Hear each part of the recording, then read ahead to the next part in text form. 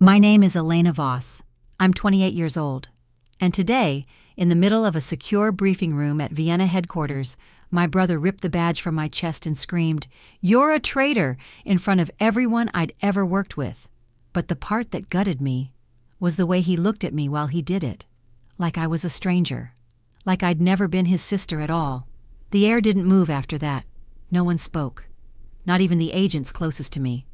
They just stood there under the harsh fluorescence, watching as Victor tossed my ID onto the polished floor like it was diseased.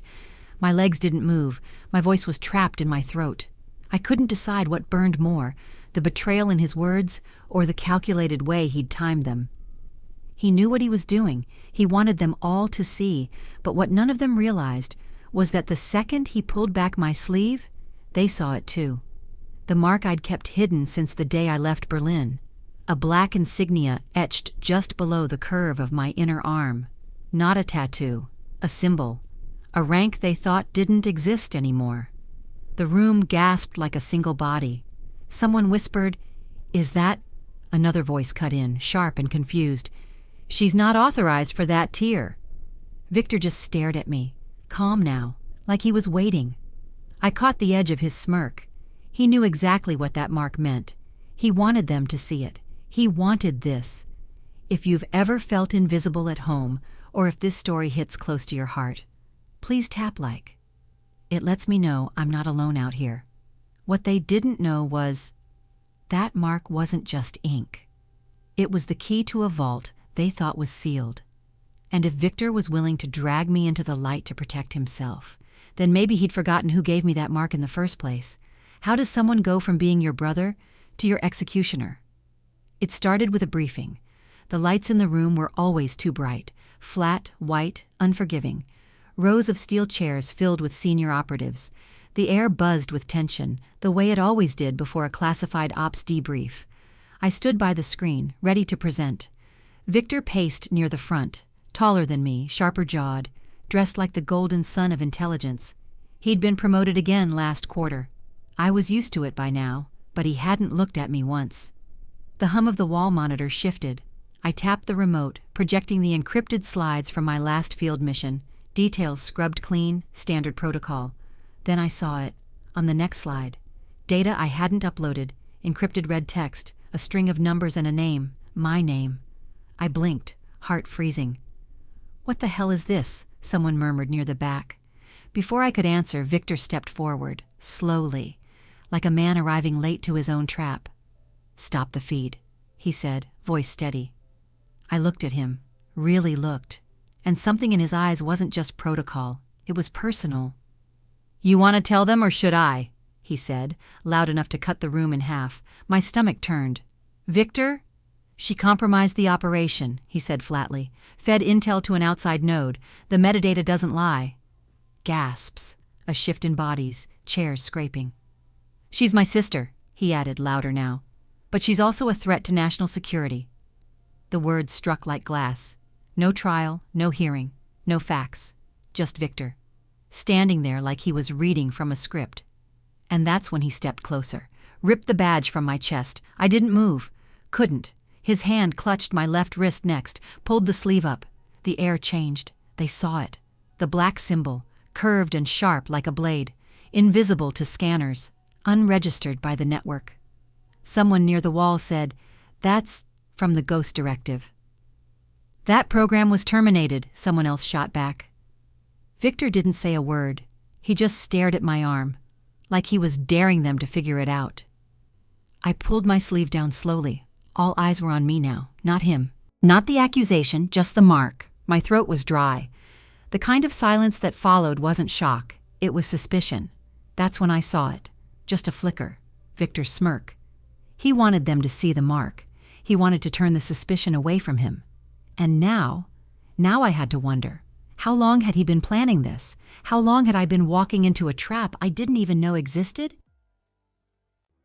The second they dragged me out of that room, I knew I wasn't going back to my life. The hallway outside the Vienna Operations Center felt colder than I remembered. Not cold like air conditioning, cold like something sacred had died. My boots scuffed against the marble tiles, but the guards behind me said nothing. No cuffs, no orders. Just silence and the metallic rattle of my badge still echoing in my head. Victor didn't even look at me as they took me away. He just stood there, smiling, the kind of smile that doesn't come from pride. It comes from strategy. They loaded me into a nondescript vehicle, windows tinted so black I couldn't even see my own reflection. My hands rested on my lap, palms open, trembling. I didn't bother hiding it. There was no one left to impress. I replayed his voice over and over. She's a threat to national security.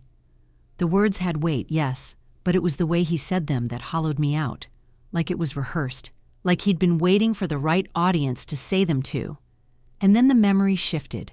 Not to now, but to years ago, us on a ferry from Copenhagen, huddled under a shared blanket, wind howling all around.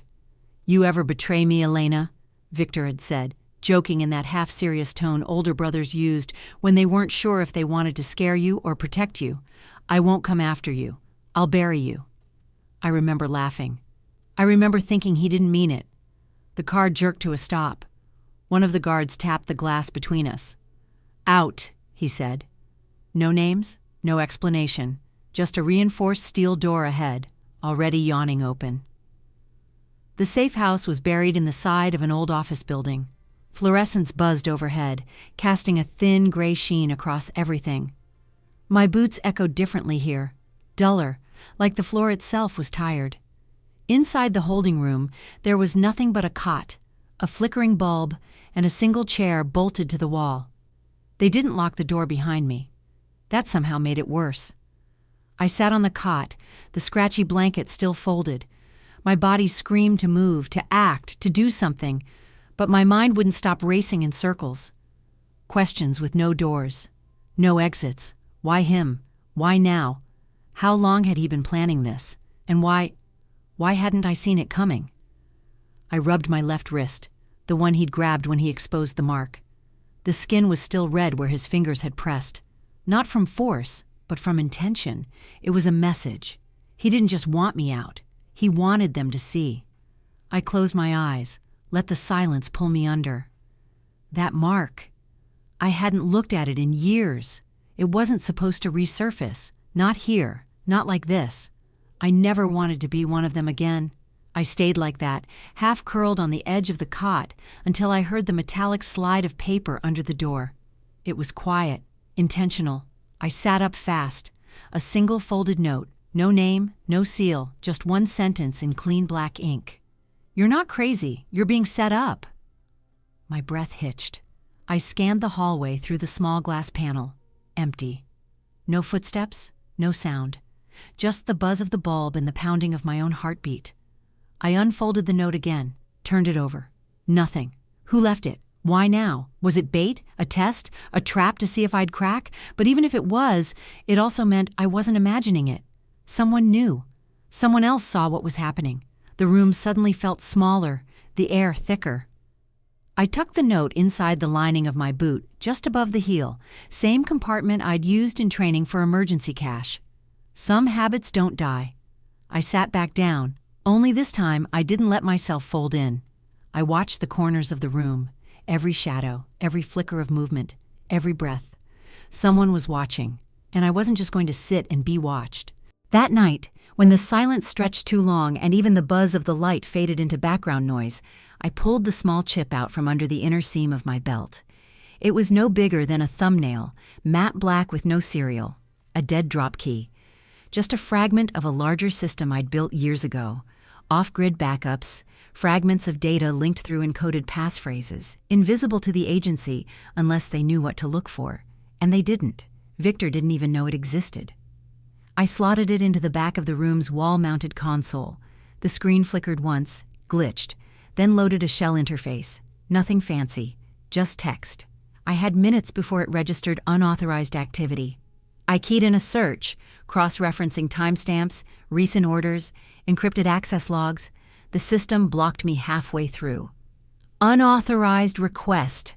I cursed under my breath, but just as I was about to pull the chip, a folder blinked in the corner. It had no name, just a symbol, a black triangle, and a date. 3 days ago. I opened it, Half the content was scrambled, but one image loaded, a server log trace from Victor's personal console. The access pattern was off. It looped, like someone had faked a timestamp to hide how many times it had been opened. Whatever he'd been looking at, he wanted buried. I didn't get a chance to see more. The console buzzed and shut down. Too risky to reboot. I yanked the chip, slid it back into my belt, and sat down like nothing had happened. Just as the door creaked, I froze. A shadow moved across the glass panel. The handle turned, slow, hesitant. My heartbeat rose into my ears, but the door didn't open. The handle reset. The shadow faded. Someone had been standing there, watching. Maybe they knew. Maybe they were testing me. Or maybe they were waiting. I didn't sleep. The mark on my arm hadn't burned like this in years. And now it pulsed like a warning. I closed my eyes, but instead of darkness, I saw Victor. That same fairy, that same cold wind, his voice, years younger, but already sharp enough to cut. You ever betray me, Elena? I'll bury you. Back then I laughed. Now I realized he wasn't joking, and the part that scared me most, I think he believes I betrayed him, even if I didn't. The chip had fried the second I pulled it. I'd pushed it too hard. Now it was nothing more than a useless fragment of burnt plastic tucked into my waistband. But something still echoed in my mind. The shape of that triangle icon, and that timestamp. 3 days ago. Something happened 3 days ago. I sat on the cot with my back against the wall, the blanket pulled halfway over my legs even though the room was too warm. It was past midnight. I hadn't slept. Couldn't. The flickering bulb overhead cast long, nervous shadows across the floor. I tapped my fingers against my knee. Slow at first, then faster. That symbol, the looped access trace. Why would Victor hide his own activity? Unless he wasn't working alone. The note in my boot still felt like a live wire. You're not crazy. You're being set up. Someone knew. Someone out there still wanted me to see the full picture. And then, beneath the bulb's hum, I heard something new. A tiny, irregular static buzz. Faint, like interference. I stood, every hair on my arms rising. The sound was coming from the vent near the top of the wall. I dragged the chair underneath it, stood up slowly, and leaned close. The buzz thickened, static, distorted pulses, not random. Repeating. I recognized the pattern. Morse. I counted it, translating with the speed muscle memory gave me. MEETSERVCUT. It cut out. Repeated again. But this time it glitched halfway through. A scrambled fragment. Not just a message. Something was interfering with it. My chest tightened. Someone was trying to reach me, and they were using the old channels, the ghost network. The one we built back when secrecy mattered more than approval.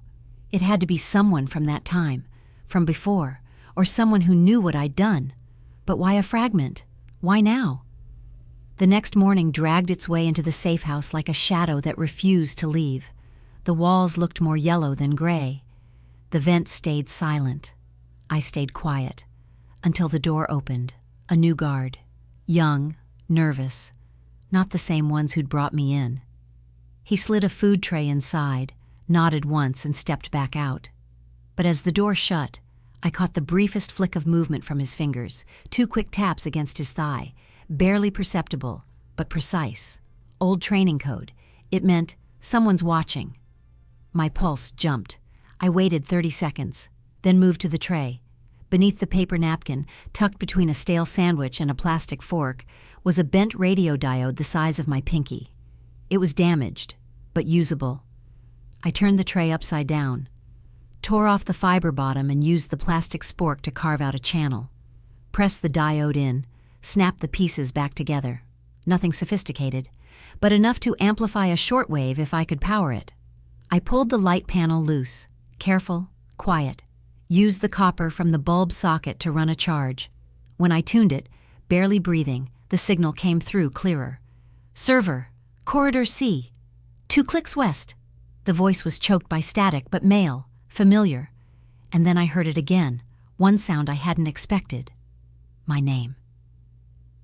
Elena. I froze. That voice, it couldn't be. I pulled the wire, shutting the signal down, heart in my throat. Was that Victor? No. It wasn't him, but the tone, the cadence, someone close. I sank onto the cot, holding the tray like it might collapse in my hands. If this was a trap, it was good, precise, designed to pull at the one thing I still hadn't let go of: hope. Hope that someone knew I wasn't the traitor. Hope that I wasn't alone. But there was something else too. If they knew the old ghost protocols, then they knew how to manipulate them. And if they were tracing me, really tracing me, they wouldn't send a voice. They'd send a location, a time, a threat, unless they wanted me to find them first. I stared at the diode, wondering if it was worth the risk. Then I remembered the chip, the triangle, Victor's log file, 3 days ago.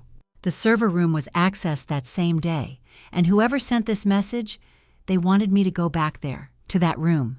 I glanced at the vent again. Was it a lead or bait? Back in the academy, they taught us that every signal was a double-edged sword. It could rescue you or it could bury you deeper. I stood. I didn't care anymore. I needed answers, even if it burned me alive. I knelt by the wall, slid the diode out of the tray and tucked it into the heel of my boot. The sound of footsteps echoed outside again. Guards changing shifts. I had one shot. I stepped close to the camera in the corner, looked straight at it. Let them see me. Let them wonder what I was planning. If someone was watching, they'd move faster. They'd make a mistake. And mistakes. That's when I strike. I sat back on the cot, but I didn't close my eyes. The signal was still replaying in my mind. Server. Corridor C. And that voice, raspy with static. Elena. The message had cut off early, but not before it reached the only part of me that still burned. The part that remembered what loyalty used to mean, and what it costs when it's gone. I didn't sleep. Again. By dawn, the walls of the safe house cell had begun to sweat. Not literally, but that's how it felt. Like the gray paint was exhaling something I couldn't quite breathe through. A kind of pressure that made your ribs ache. I sat on the cot with my boots on, tray pushed aside, body still. But my mind wasn't. I was replaying the voice. Not just the words, but the weight behind them. Elena. Was it a warning? A call for help? Or a lie? I didn't know, but I knew one thing. Corridor C wasn't far. I was going to move, somehow. The vent crackled again. Only this time it wasn't a message. It was footsteps, outside my door, not guards. The rhythm was wrong. Lighter, quieter, deliberate. Then the door opened with a soft click. I looked up. He stepped in like a shadow walking upright. Broad frame, salt and pepper stubble, a half-familiar scowl tucked behind tired eyes. Marcus Reed. I hadn't seen him in years. "You're not supposed to be here," I said quietly. "Neither are you," he said, shutting the door behind him. No guards, no handcuffs, just a folder in his grip and something sharp in his eyes. The air between us thickened. Memories fought to the surface, training simulations, late-night whiskey, operations we never spoke of again. He looked older. I felt colder. "I know you didn't do it," he said, "but I need something first." My jaw tightened. What kind of something? He stepped closer, dropped the folder on the cot beside me. It slid open slightly. Encrypted data logs, incomplete schematics, old Orion protocols. "Partial logs," he said. "Bits of intel from Vienna's side servers. Redacted, misaligned. But if you still have access to what I think you do..." "You want me to verify it," I said. He didn't deny it. He just nodded once. I stared at the pages. My fingers itched to move, to trace the timestamps, to find the patterns. But my gut pulsed with warning. "You trust me now?" I asked. "After everything?" He sat on the chair across from me, elbows on his knees. "No," he said. "But I trust the fact that Victor wants you gone bad enough to fake a trace route. That says more than loyalty ever did." The mention of Victor made my throat burn. I looked down, focusing on a coffee stain near the folder's corner. It looked fresh. He must have spilled it on the way in. Odd detail. My mind clung to it, anything to keep from spiraling. "He's changed," I said finally. "Victor, he's not the same." Marcus didn't flinch. He never was. Silence stretched again. I shifted slightly, the cot creaking beneath me. "What's your angle?" I asked. Marcus shrugged. "You're either the key to what I'm hunting," he said, "or the cover-up." I looked at him then. Really looked. There was something frayed at the edge of his voice, like he'd lost sleep over this, like he wasn't sure what he wanted to find anymore. "Do you have a theory?" I asked, quieter now. He leaned forward. "I think someone high up is burning all the old trails, Orion files, Black Ops logs, you, me, anyone who ever got close." I said nothing. "Victor's framing you," he added, "but he's not smart enough to be working alone." I flinched at that, not because it wasn't true, but because it was too true. He handed me a drive. No label, matte black. My thumb hesitated over the edge. "If I open this," I said, "I become part of whatever game you're playing." Marcus didn't blink. "Then don't open it," he said. "But if you don't, you'll stay in this cage, Elena, and they'll make sure it's the last room you ever see." I slipped the drive into my waistband. The door clicked again. He stood quickly, eyes darting to the hallway. "You've got maybe an hour," he said. "Someone's following you." I froze. "You mean watching?" "No," he said, stepping back. "I mean following." Then he was gone. I sat there, hands clenched in my lap, the weight of the drive heavier than it should have been. Someone was following me? Why? Who? Was it Victor? Or someone else entirely? I looked down at the folder again. Partial logs, truncated operations, cross-referenced names. And one thing that stopped me cold. A code phrase, Project Ganymede. I hadn't heard that name in years. Not since the Baltic mission. Not since the night I nearly died. I closed the folder slowly. This wasn't just about me anymore. This was about all of us. About something we'd buried so deep, even the agency had pretended it never happened. The lights flickered overhead, a reminder. Time was running out, and the drive in my waistband, it might be the only truth I had left. The hall was darker than I remembered. Not pitch black, just dim enough that everything looked blurred at the edges. Like memory, like regret. I moved silently, counting each step from the safe house corridor to sub-level D. 2 flights down, 1 turn left, pause at the access door, hold your breath, listen for footsteps. None. The sensor flickered red as I approached, but I didn't stop. I slipped Marcus's drive into the override port beside the keypad. The light blinked once, twice, then green.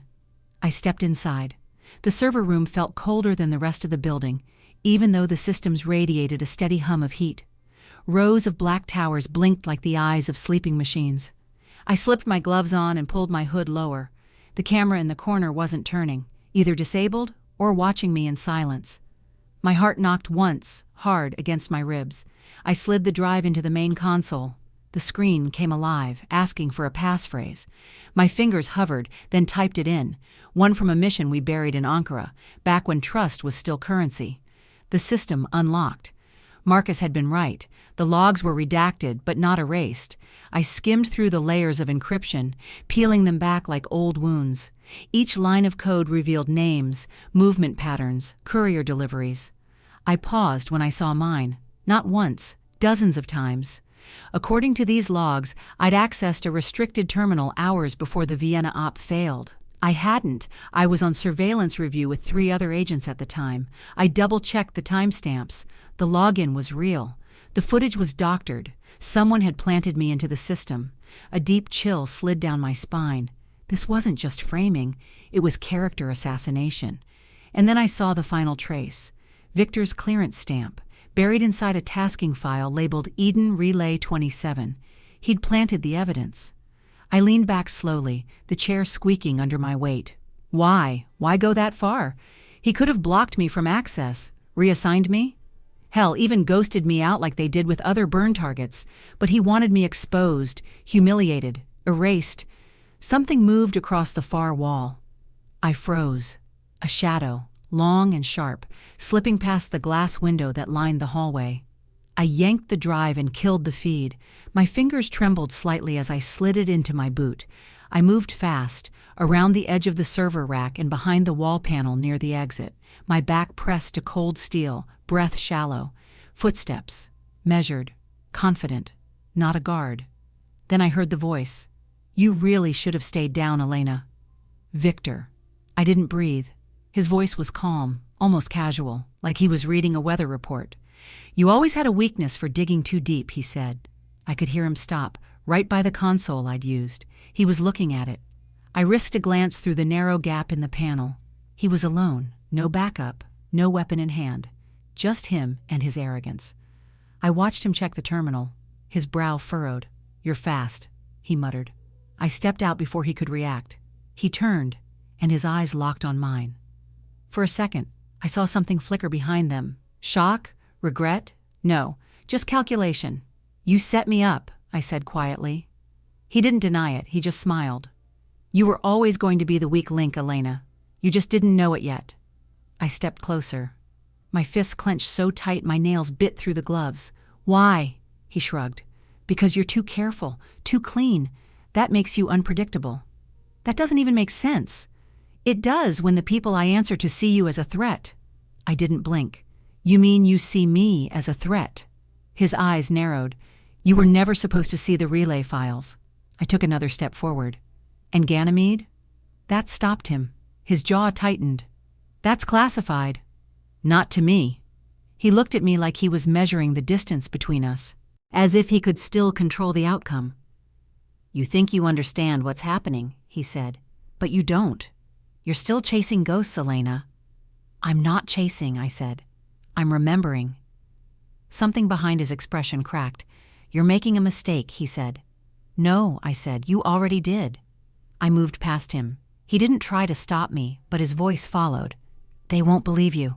I turned back once, hand on the door. "They don't have to," I said. "The proof will."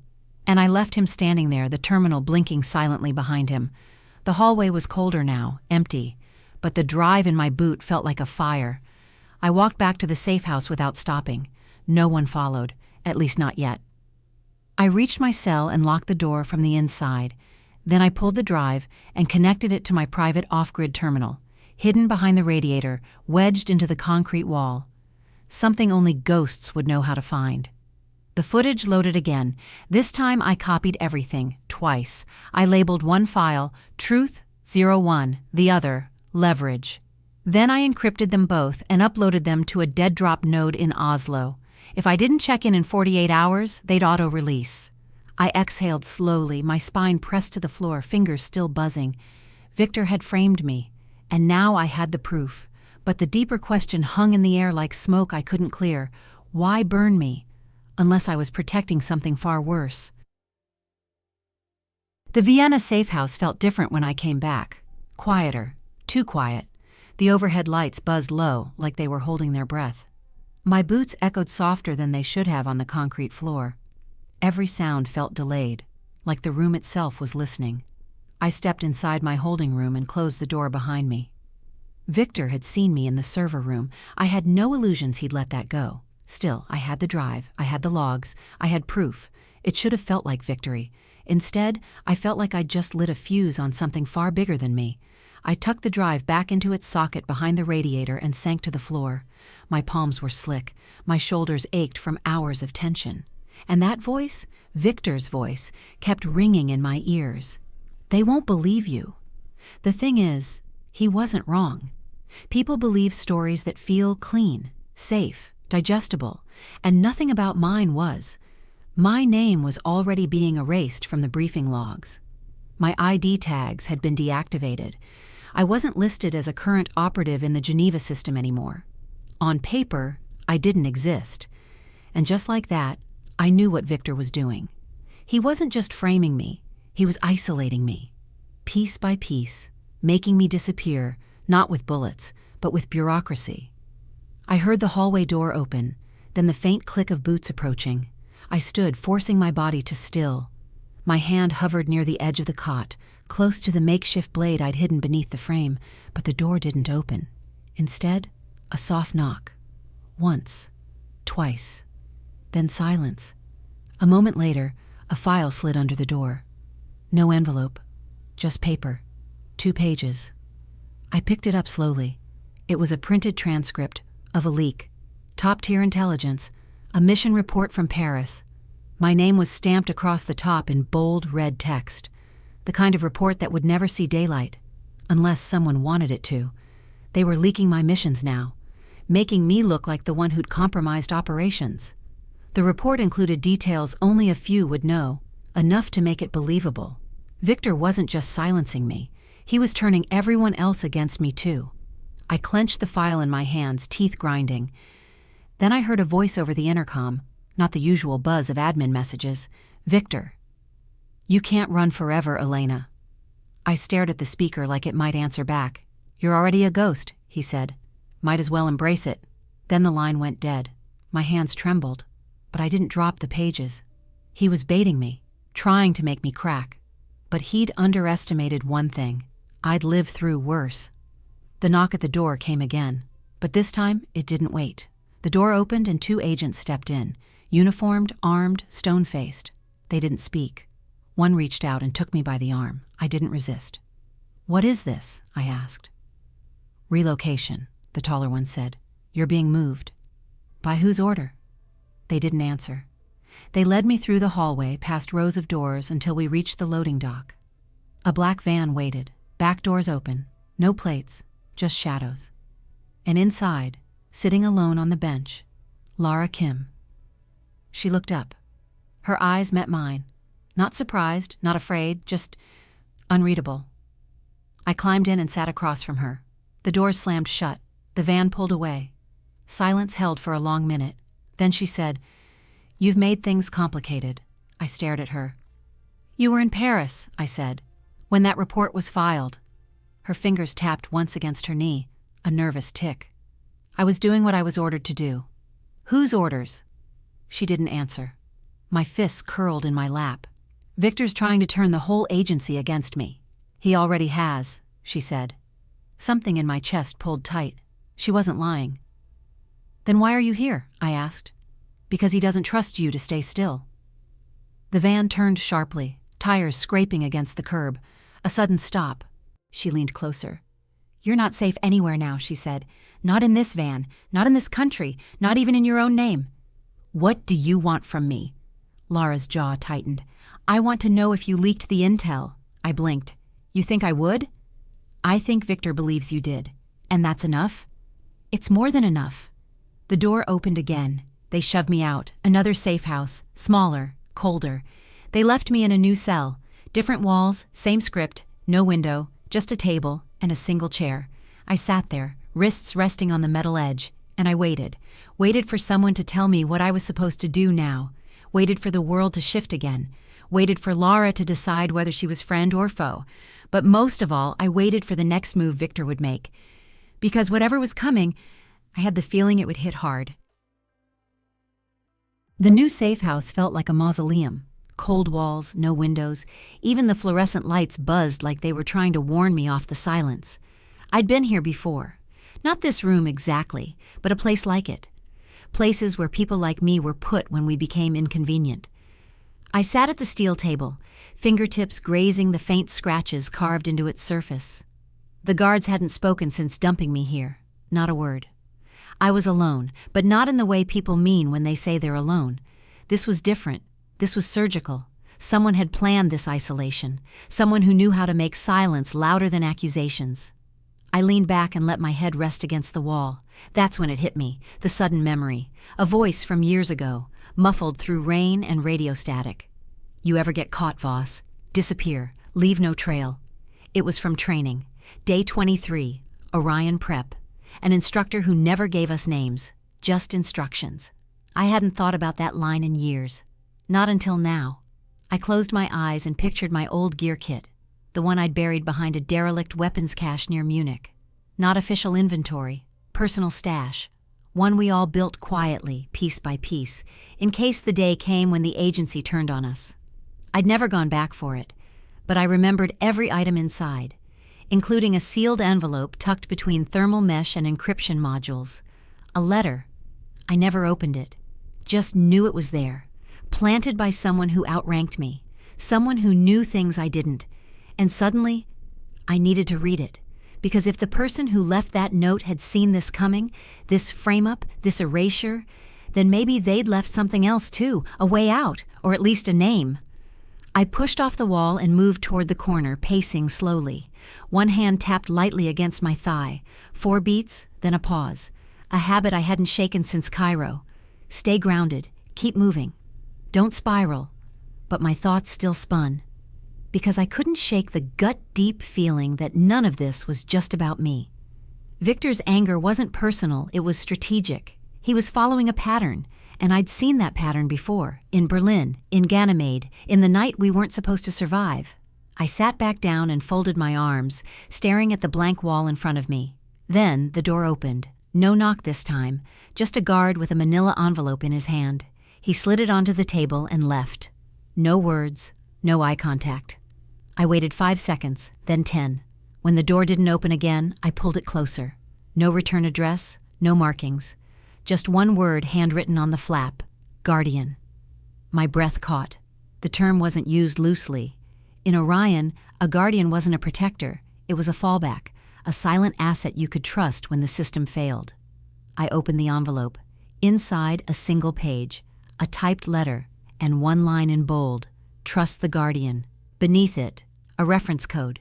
6 digits I hadn't seen since my final Orion op, and beneath that, a location. An old substation on the outskirts of Prague, decommissioned years ago. I felt the floor shift beneath me. Not literally, but like the axis of everything had tilted. Someone had seen this coming. They'd left me a trail, a door I hadn't noticed, a name I'd forgotten how to say. My fingers tightened around the page, and for the first time in days, I felt something other than rage or fear. I felt resolve. The Guardian might be the only one left who could tell me what this was really about. But a sliver of doubt crept in. If they were alive, why hadn't they reached out? And if they weren't, then this was bait. Either way, I had to follow it, because the only thing worse than being erased was never finding out why. The substation outside Prague was a ruin of wires and rust. I stood across from it at dusk, hood pulled low, breathing in the sharp metallic scent of rain on concrete. A chain-link fence curled like broken ribs around the facility, and the windows were smeared with old soot and newer dust. The whole place felt forgotten, which was exactly why it made sense. No cameras, no guards, just ghosts. The location from the envelope hadn't changed, but everything else had.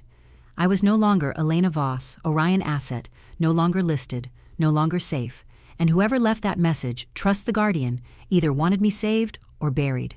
I ducked under the fence and moved quickly. Gravel crunched beneath my boots, each sound too loud. The air was dense with the silence of something waiting. Inside, the smell shifted. Old oil, scorched wiring, mildew. I scanned the dark corridors with the small LED on my wristband, catching flashes of broken circuit panels and corroded steel. Room by room, nothing, until I reached the basement stairwell. At the bottom, an open door. Dim blue light flickered from within. My hand brushed the edge of the frame. I stepped through, and there she was, Lara Kim, sitting cross-legged on a crate, her posture relaxed, like she'd been waiting for hours. I stopped.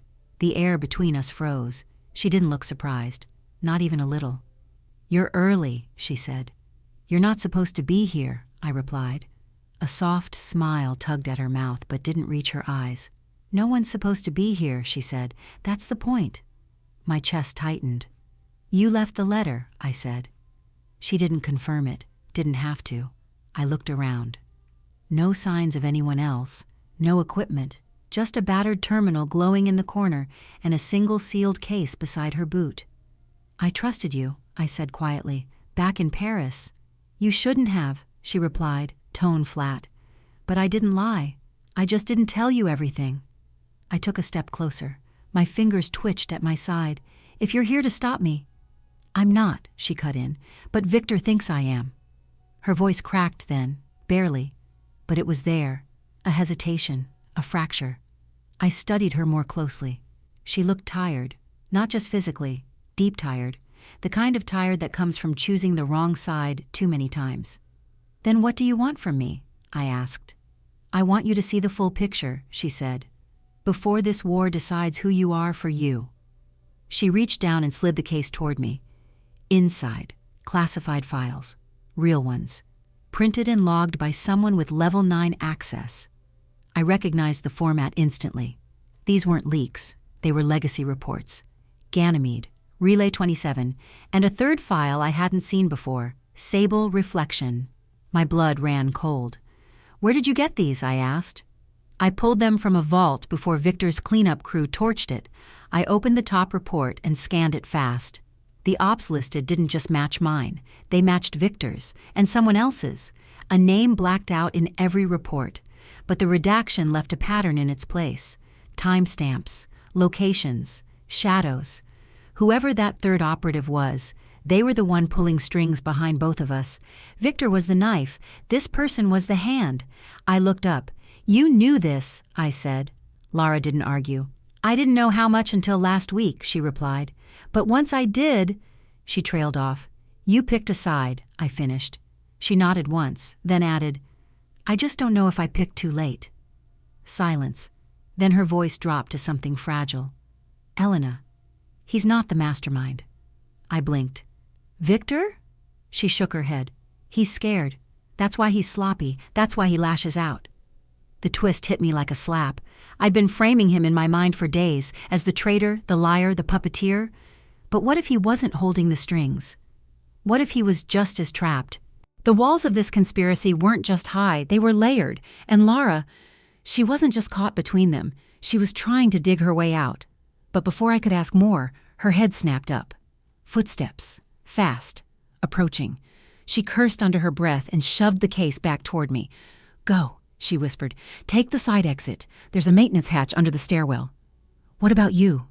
She gave me a tight, bitter smile. I was never supposed to leave this room. The words hung in the air, heavy as steel. I hesitated.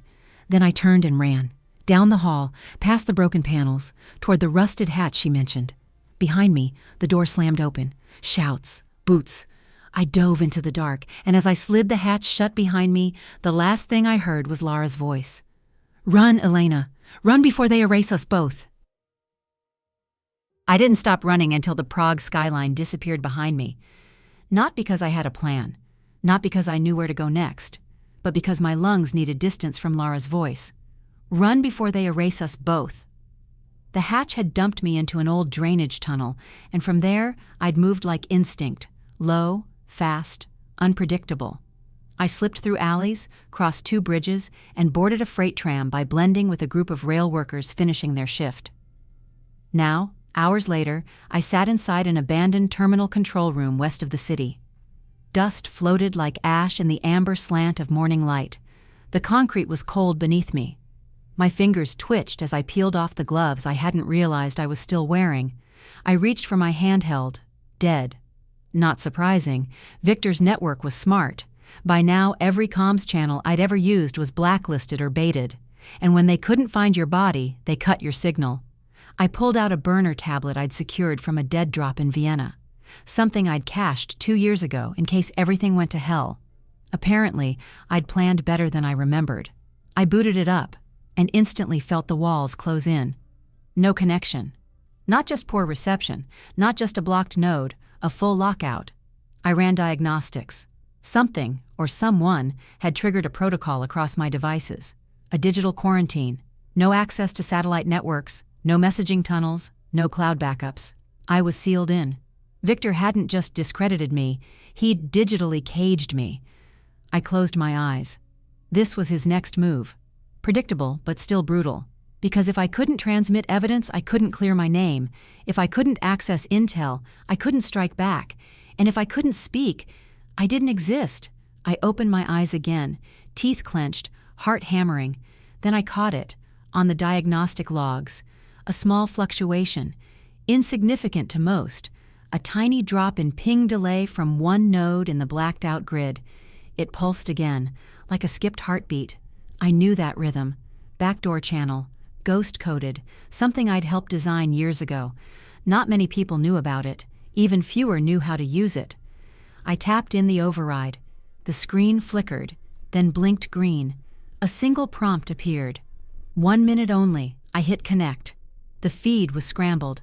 But then, her voice. Lara. No video, just audio. "You're ghosted," she said. Tone low, urgent. "They closed your records, buried your name in agency obits. Victor filed the digital death certificate himself." I swallowed hard. "Then why are you helping me?" "Because you were right. About the files, about the pattern, about someone else pulling the strings." I didn't speak. I needed her to keep talking. "You're being set up for more than treason," she continued. "They're planning a new op, massive scale, and they need a scapegoat if it goes sideways." "What kind of op?" I asked. Static surged through the channel. "Can't transmit everything. Clock's ticking, but listen, there's a record in Berlin, buried off-grid. Legacy asset." "What kind of record?" "Something Victor tried to erase, but it's still there, hidden inside a mission archive no one's accessed since Ganymede." Then her voice shifted, tight, scared. "Elena, if you don't find it first, they'll make sure no one ever does." The line cut. I stared at the screen as it dimmed, a black mirror reflecting nothing. Berlin.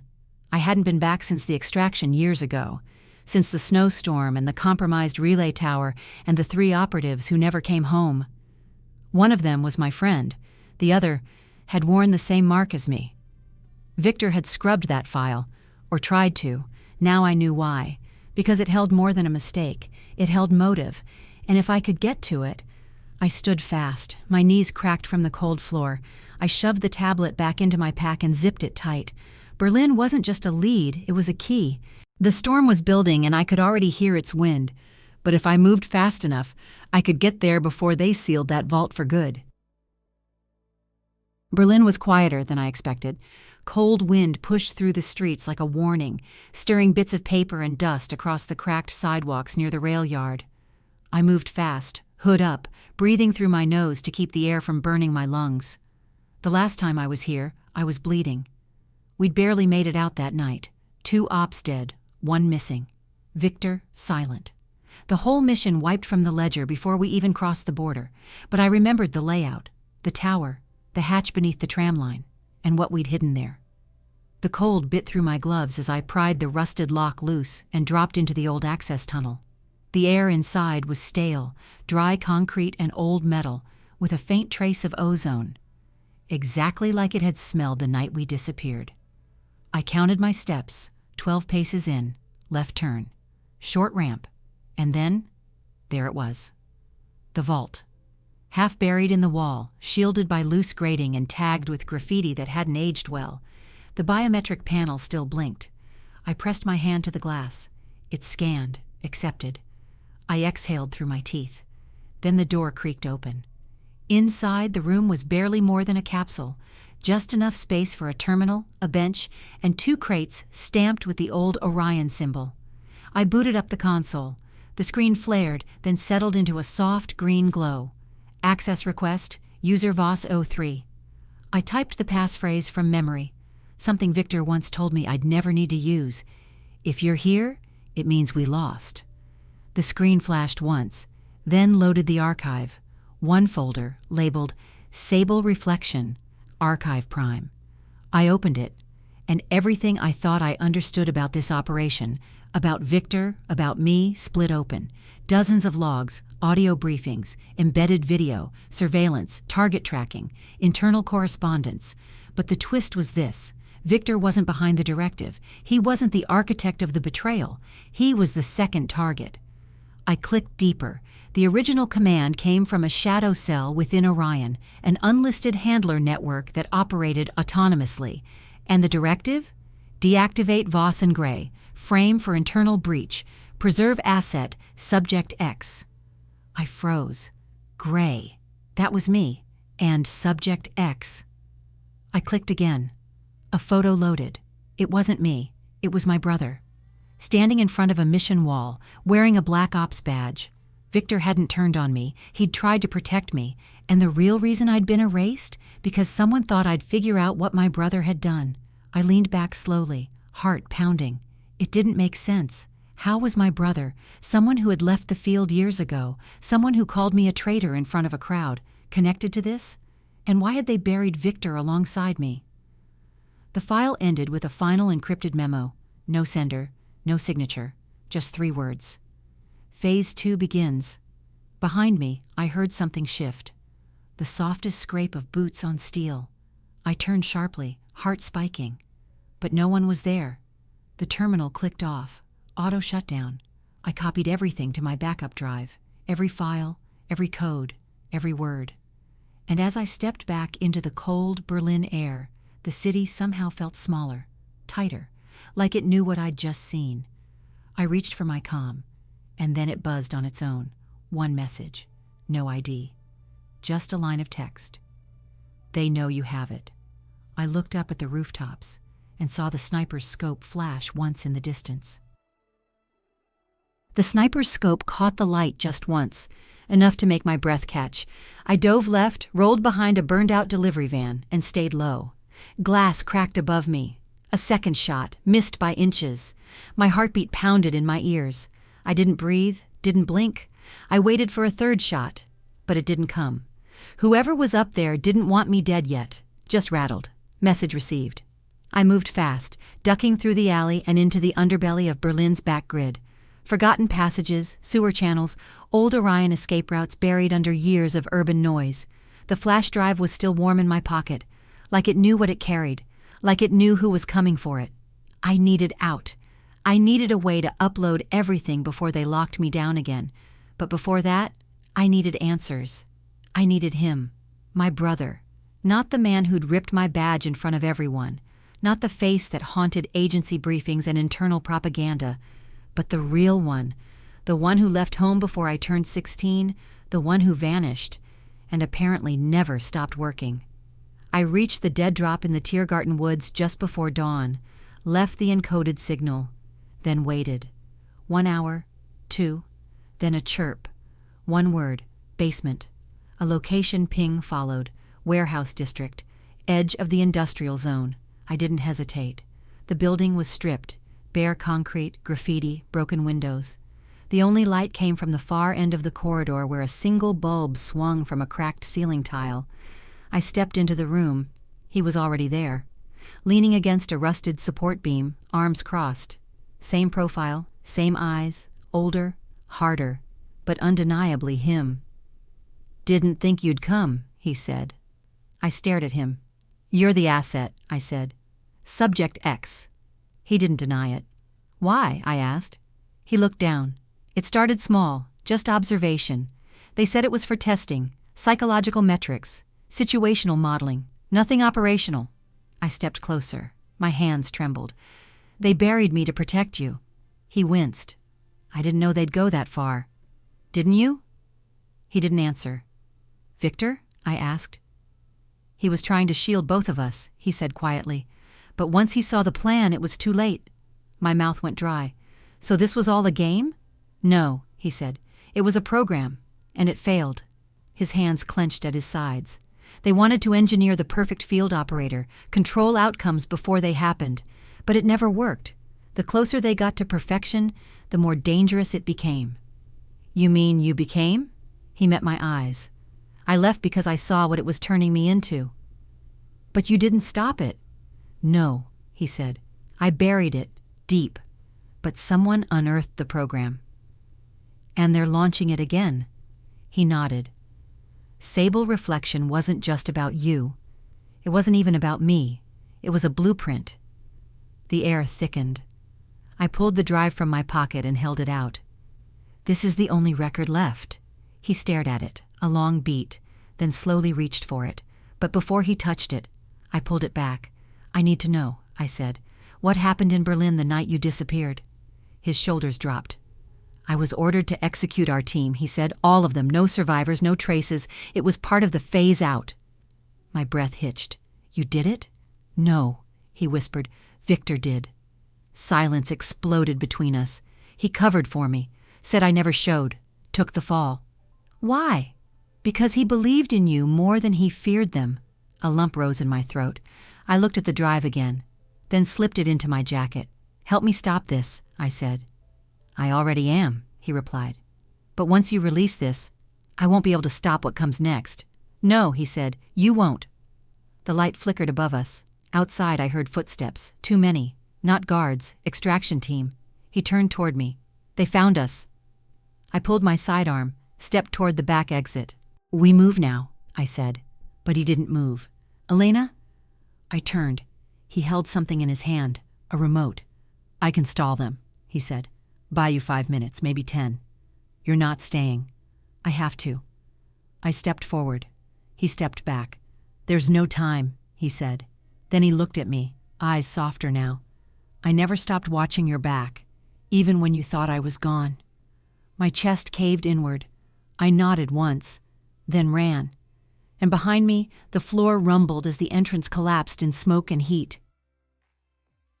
Smoke rolled behind me as the building crumbled, swallowing the last of my brother. I didn't look back. I couldn't. My boots hit the pavement hard, cutting through the cold Berlin air as I ran. My chest burned. The drive pressed against my ribs like it knew what I was carrying, every lie, every name, every ghost the agency tried to erase. There was no one left to protect, no illusion worth clinging to. Not anymore.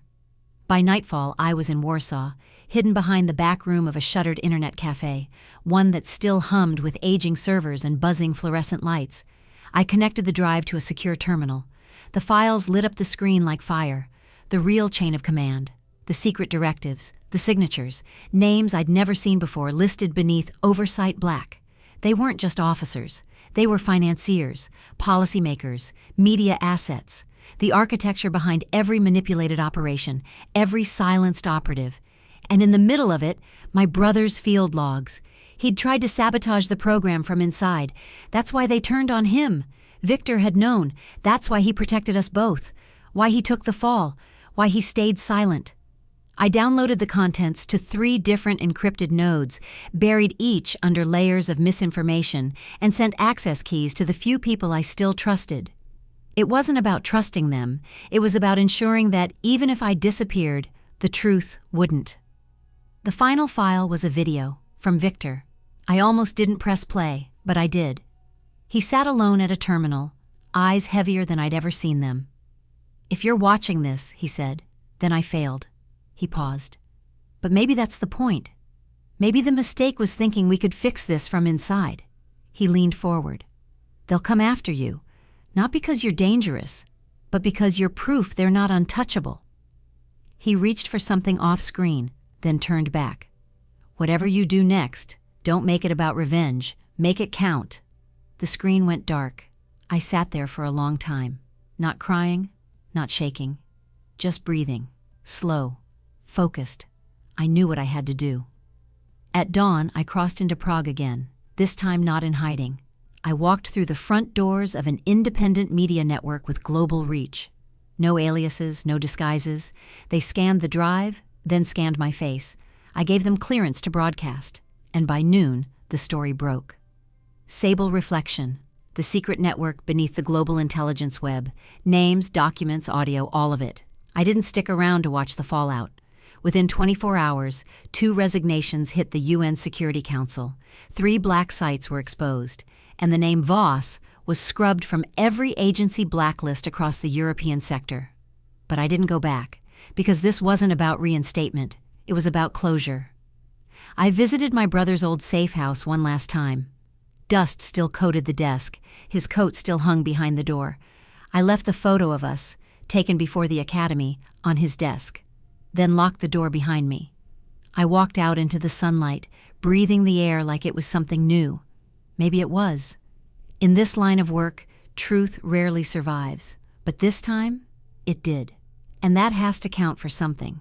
So if you're still watching, if you made it through all 12 parts, here's what I've learned. Some betrayals aren't what they seem. Sometimes the deepest loyalty wears the ugliest mask, and sometimes walking away isn't weakness.